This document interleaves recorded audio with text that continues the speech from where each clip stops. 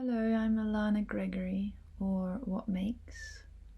I've spent the majority of my lifetime in the field researching links between arts and human and environmental well-being, so mainly with traditional and indigenous artists and healers. I have a background in environmental science and movement arts, as well as a lot of training in mindfulness and mindfulness-based therapies. I'm so pleased to be part of the AIR program. I especially love this theme, the roads stretch on the snow. This image of snow covering man-made boundaries and how people then wander about in new and different ways. So one of the central parts of my practice has been to create experiences for people that help them question common modes of thinking. For example, that we are separate to nature and that the mind is contained to the physical space of the brain, and that Western science and ways of thinking are the pinnacle of knowledge, and that there aren't other options for existing in the world.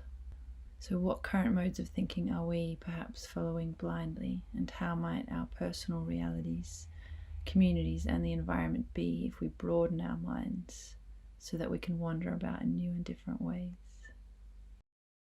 Many of my projects have been looking at this question that I'm interested in, which is how we can connect both internally with our own minds and bodies, and then externally with other individuals, our communities and the natural world. So I've spent probably the last 15-20 years doing extensive training in different forms of meditation and body awareness training through martial arts and yoga. I've also focused on how we connect to nature through spending time in places and with materials. So for example, I've learned from indigenous people in Australia about collecting clays and rocks and ochres and how to approach and ask the materials for their permission. This really was only possible after doing the training in meditation, because I needed to quiet the mind and open my senses so that the body itself became mind, so that when I was connecting with the rocks and the clay, that I could actually get some sense of what it wanted. And it sounds crazy to people who haven't been trained to experience the natural world in this way, but for a lot of Aboriginal people, Indigenous artists, to not see the natural world as a living being with its own wants and wishes is also insane. So I worked with women who were very specific about the days that you could collect materials. For example, not on days that were raining, because then the plant needed to grow, not when the plant was flowering, because that was when birds and other species might be feeding. And it was very interesting that even though some of these ideas about listening to rocks and respecting the rights of a plant seem insane, they are obviously very practical, because it's practicing ecology.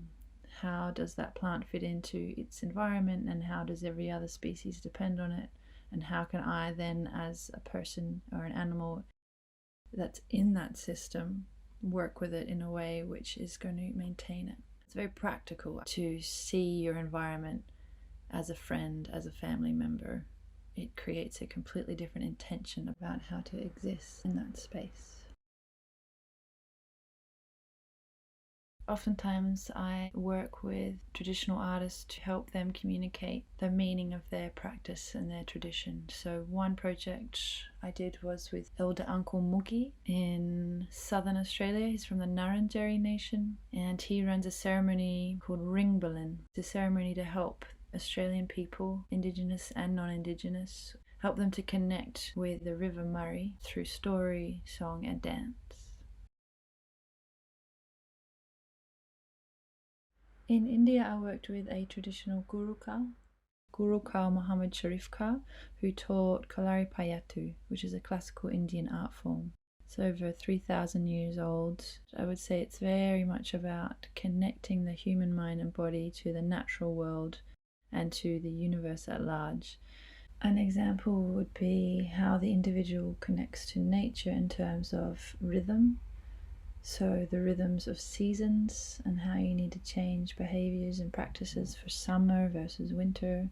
and then how the individual connects to the universe in terms of your personal mind, communal mind, and universal mind. And there are specific techniques which help you to experience those different states of mind.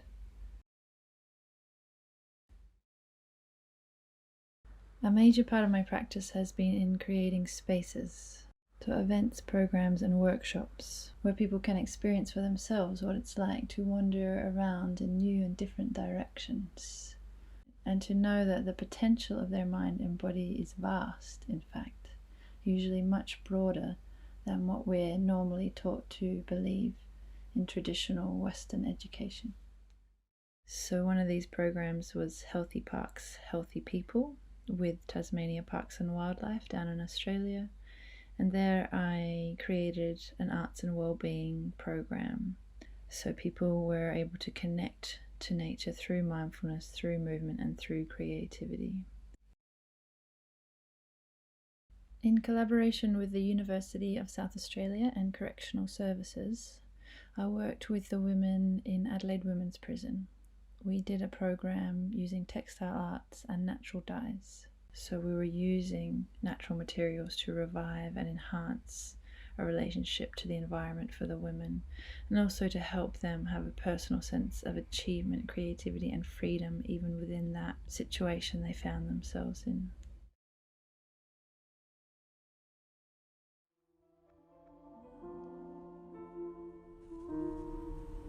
In the last 5 years, I've been researching and exploring the sense of sound, specifically how the voice and music has the ability to communicate and connect us. So in Iceland, Elica and I collaborated on a project called Noiseless, or Everything That I Know. And we were combining sound and video to create an experience for the viewer relating to the human body and the environment.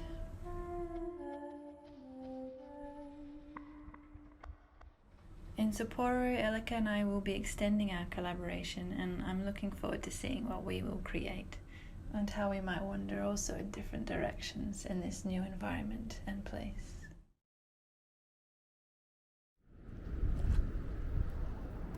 升谷絵里香です。今回はこの天神山での制作につながる作品をメインにお話ししたいと思います。2016年夏にモンゴルのゴビ砂漠で制作したマルチメディア作品です。タイトルはウィンドポインター、副題風の地図を作る。ビデオインスタレーションで映像自体は記録の一部を切り取って編集した2分29秒です。山を背にした地点をスタート地点として手から布を離します。落ちた地点を布に記録し、その布を地面に杭で打ち付け、そこが次のスタート地点になります。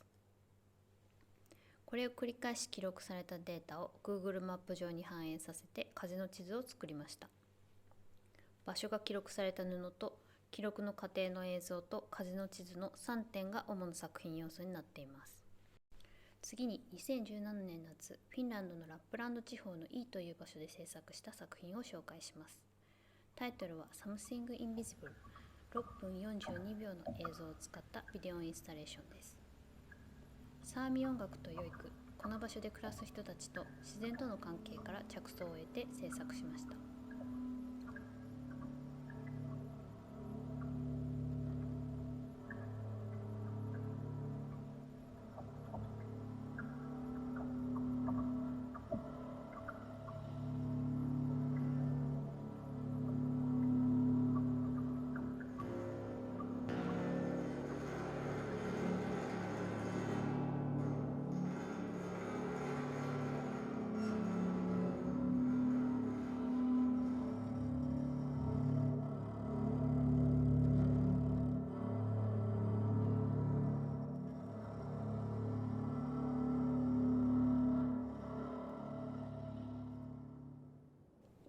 続いて2020年秋から冬にかけてアイスランドで制作した作品を紹介します。北欧の北大西洋に位置する島国アイスランドには火山が多く噴火災害に見舞われています。溶岩や氷河など自然から生まれた不思議な光景があります。それらはなかなか触れることができない非常に美しく力強いものです。このような環境下で目に見えないエルフの存在が強く信じられ、多くの物語が生まれてきました。私はアイスランドの自然にできるだけ近づこうとアシミレートという作品を制作しました。その後アラナと一緒にノイズレスという作品を制作しました。ノイズレスでは自然対人プラス人になったことで、目的は同化だけではなく対話という意識が入ってきました。次に昨年野付半島をメインに制作した映像作品です。北海道の北東部に位置する野付半島にはある伝説が残されています。その伝説を通して北海道に生息するエゾシカが歴史的な出来事と複雑にクロスオーバーする作品です。